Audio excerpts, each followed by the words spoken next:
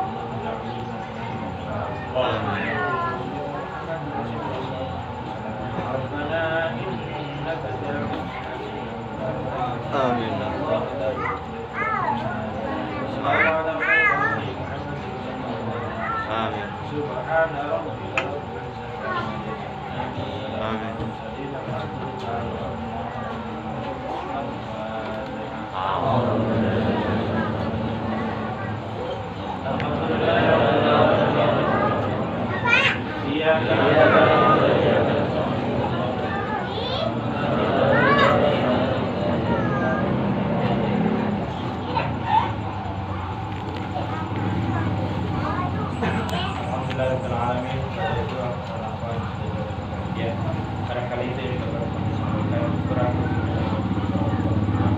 dan sekian